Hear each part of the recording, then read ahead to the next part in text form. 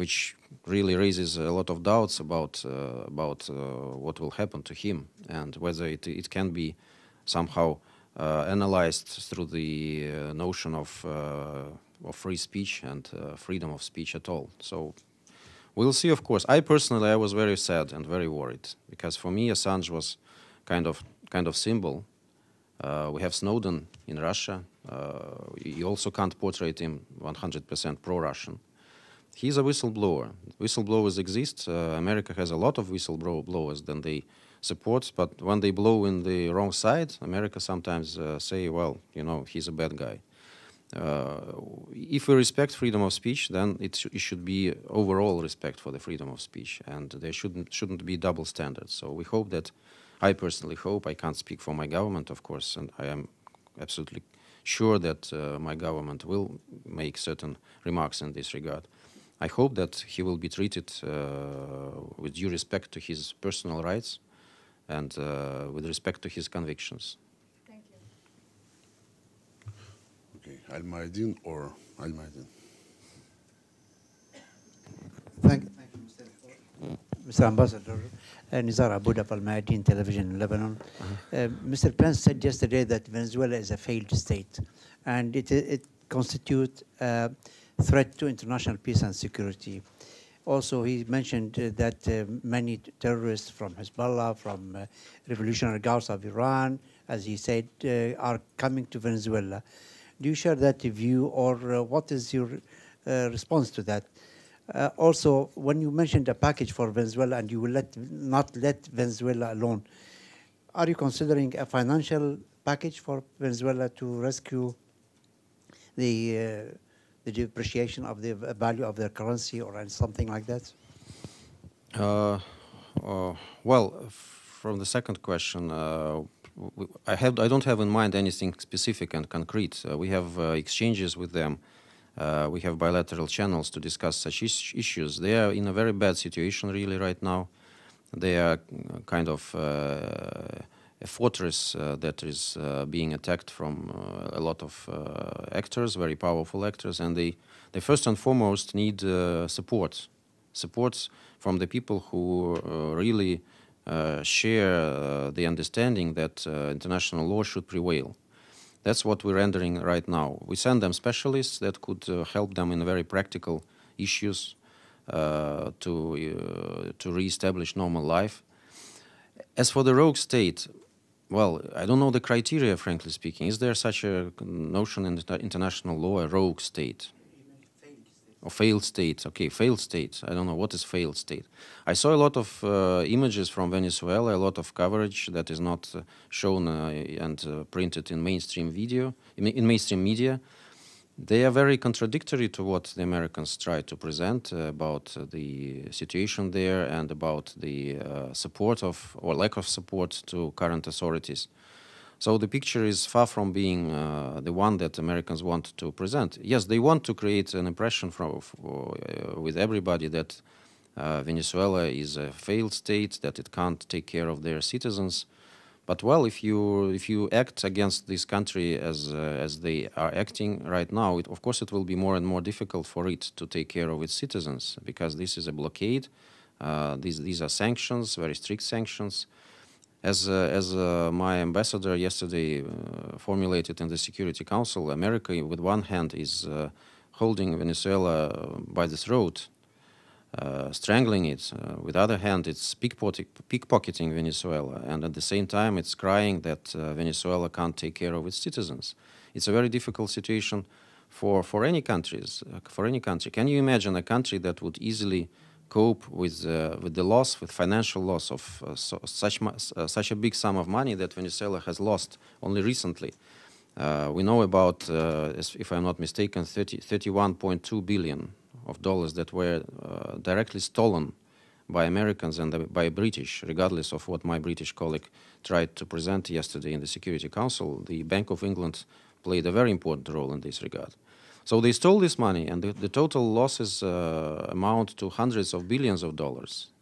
I could imagine that even the U.S., if it were deprived of this sum of money, would sense the consequences for its economy and for its people. And of course, Venezuela is not an exception. And that's why, of course, we need to help this country, first of all. We need to mobilize our support, I mean, those who are respectful of international law. And I don't know such a criteria as a failed state, and you can't label it, but we need to observe for legal authorities of the country. Okay? We will wait and see. Is Russia preparing? We understand that the Americans we are ready if there is a proposal of some balanced text by the Security Council members that would respect international law and that would respect Venezuelan people and its rights, even stating the necessity of helping this country through humanitarian channels, but with the participation of legal authorities of this country, I don't see any problems for us to support this text. But as you know, and it was asked to me today, the task of the Americans now is to show that this is a failed state, that there is a dictator who doesn't want to take care of its people, and that there should be some international measures mobilized against this country. And this is the approach that we do not share. So for the time being, I don't see any prospect for this. General Assembly is a different story, of course. It has different procedures, but again, we haven't heard of any initiative so far.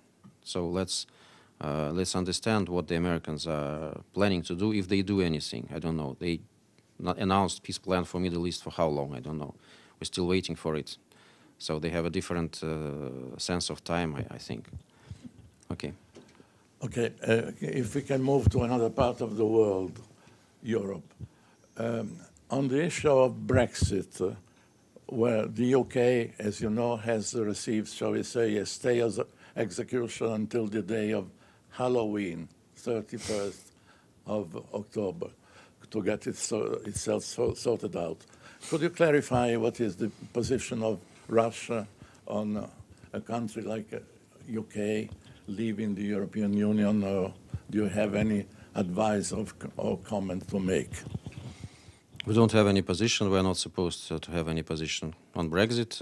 We respect United Kingdom, and we are ready to maintain good relations with United Kingdom, with the European Union or without European Union. It's up to United Kingdom to decide. We hope that the current difficulties in the negotiations and all these discussions, they will not force and push our British colleagues to come up with some provocations or some moves like Skripal case that we had a year ago, and according to the opinion of many people, that were designed to kind of divert attention of British voters from the current situation in the country. Let UK decide its problem themselves. We do not meddle. We hope that UK will not meddle in our affairs. So we are absolutely neutral in this regard. Let Brexit happen, let Brexit not happen. It's up to people of United Kingdom to decide. Carol.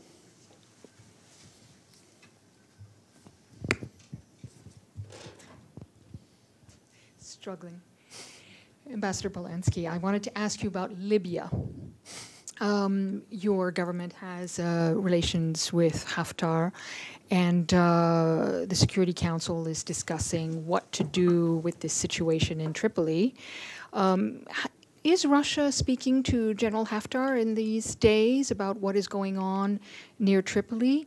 And given what the Secretary sanctions or...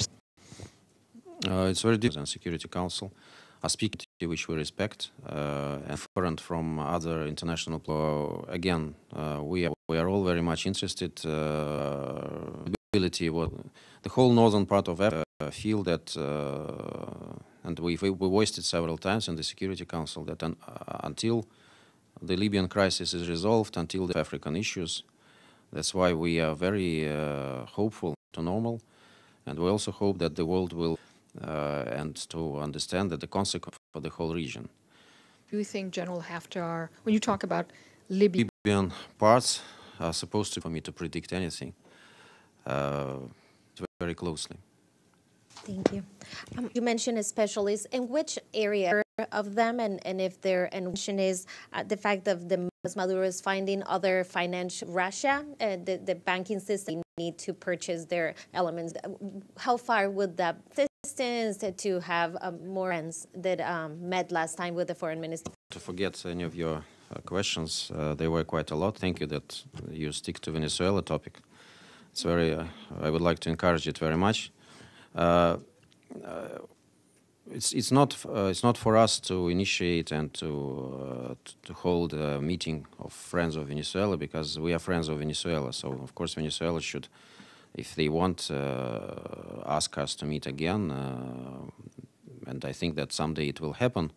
There are a lot of friends of Venezuela, and we say in Russia that a friend in need is a friend indeed. So we really understand the problems that this country is facing. We're ready to help. We are ready to help them to cope with the current economic problems that they have.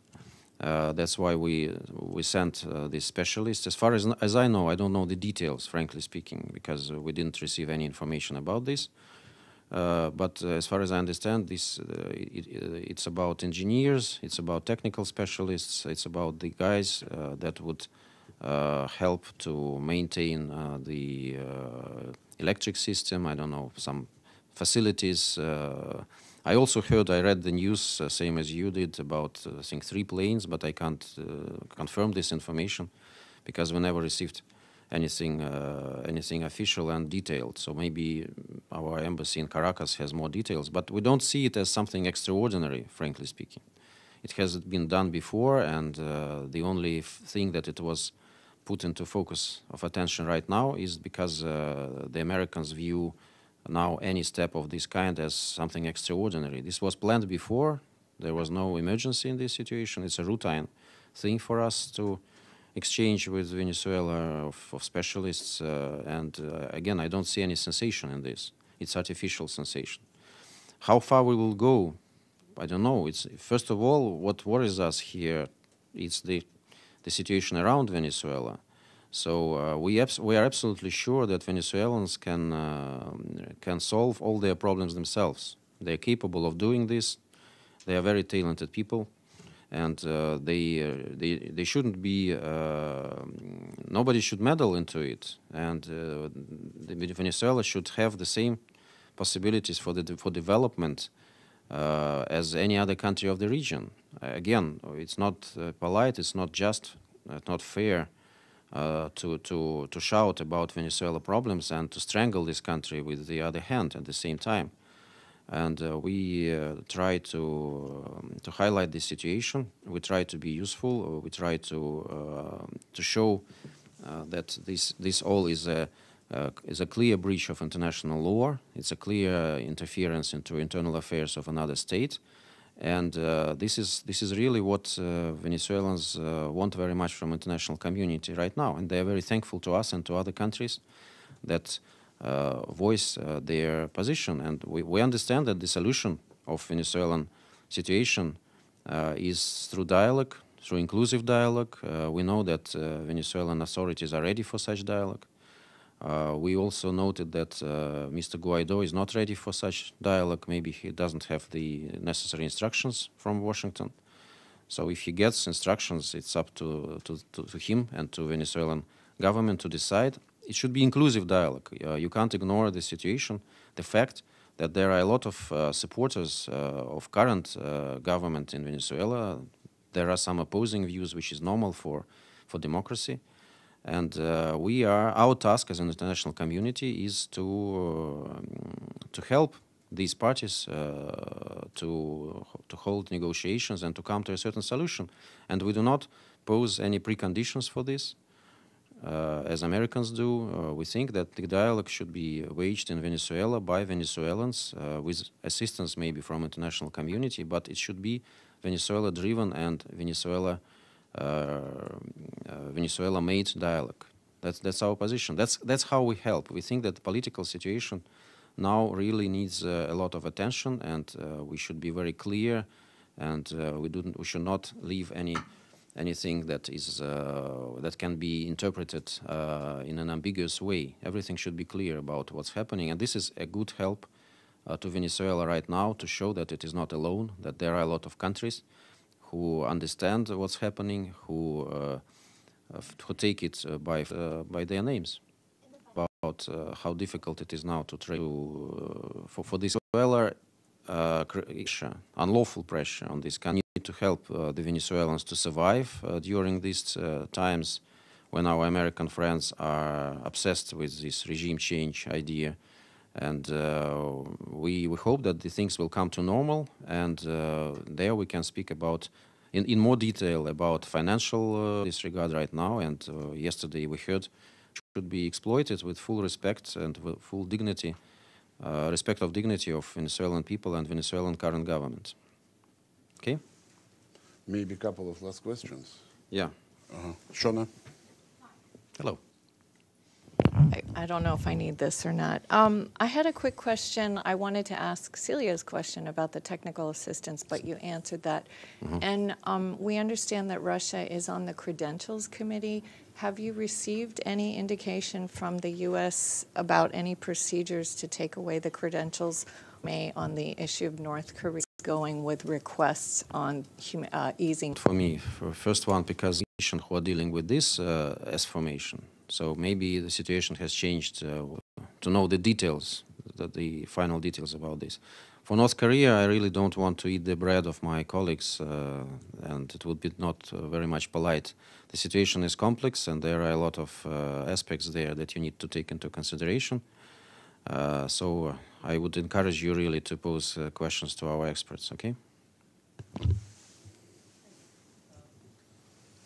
I was wondering if I'd be able to ask, you said inclusive dialogue. I was wondering how you'd try to assist in the facilitation of this dialogue, and also what other Sorry, I didn't understand the question. Can you repeat Oh, it once how again? you would assist in the inclusive dialogue. Okay. And also, what else would you do to assist to solve this this crisis peacefully?